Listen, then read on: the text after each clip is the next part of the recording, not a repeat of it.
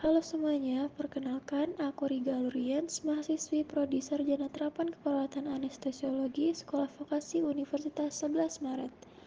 Di video kali ini aku akan menjelaskan tentang teori descendant analgesic system. Nah, seperti yang kita tahu, nyeri adalah pengalaman yang melibatkan rasa tidak nyaman dan kadang-kadang menyakitkan. Selain itu, nyeri adalah pengalaman yang sangat kompleks yang melibatkan aspek sensorik dan emosional. Salah satu faktor kunci dalam modulasi nyeri ini adalah sistem saraf pusat, khususnya descending pathways atau descending analgesic system. Selanjutnya kita akan mengenal apa itu descending pathway. Descending pathway ini adalah serangkaian jalur saraf yang mengirimkan sinyal dari otak, khususnya dari korteks motorik dan struktur lain di batang otak menuju medula spinalis. Jalur ini memainkan peran penting dalam modulasi nyeri dengan cara mengontrol transmisi sinyal nyeri dari medula spinalis ke otak. Fungsi utama dari jalur ini untuk menghambat atau memfasilitasi sinyal nyeri, tergantung pada situasi fisiologis atau patologis.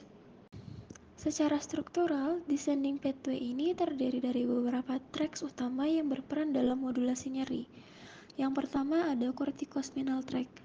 Tract ini berasal dari korteks motorik di otak besar yang memiliki jalur menurun melalui corpus callosum dan medula oblongata, kemudian berlanjut ke medula spinalis. Tract ini berfungsi untuk mengatur gerakan dan memodulasi nyeri dengan mempengaruhi neuron di medula spinalis. Yang kedua, itu reticulospinal tract yang berasal dari formasi reticularis di batang otak dan memiliki jalur menurun melalui medula oblongata ke medula spinalis. Retikulospinal ini berfungsi untuk mengatur refleks spinal dan tonus otot, memodulasi transmisi sinyal nyeri dengan mengatur aktivitas neuron spinal. Kemudian komponen yang ketiga adalah rep spinal tract. Tract ini berasal dari inti rep di batang otak dan jalurnya itu menurun melalui medula spinalis dan berfungsi untuk melepaskan serotonin yang mengikat reseptor penghambat di medula spinalis untuk mengurangi transmisi sinyal nyeri. Yang terakhir adalah coeruleus spinal tract. Tract ini berasal dari locus coeruleus di batang otak. Jalurnya menurun ke medula spinalis dan berfungsi untuk melepaskan noradrenalin yang berikatan dengan reseptor di medula spinalis untuk menurunkan aktivitas neuron yang membawa sinyal nyeri. Seperti yang sudah dijelaskan di awal tadi, salah satu peran utama descending pathways ini adalah penghambat sinyal nyeri di medula spinalis.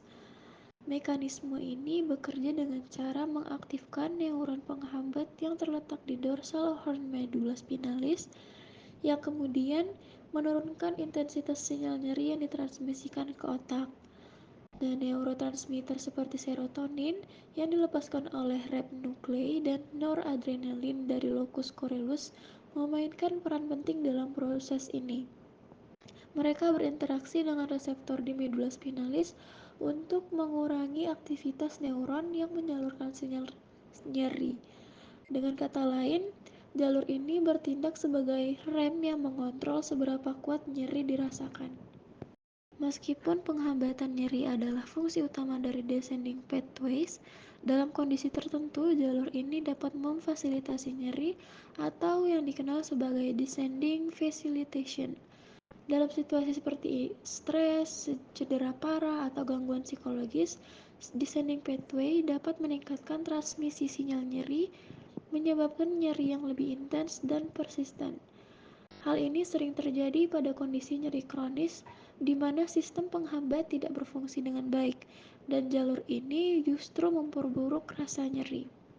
Oke, begitulah penjelasan mengenai teori descending analgesic system. Mohon maaf apabila ada kekurangan dan salah kata. Terima kasih.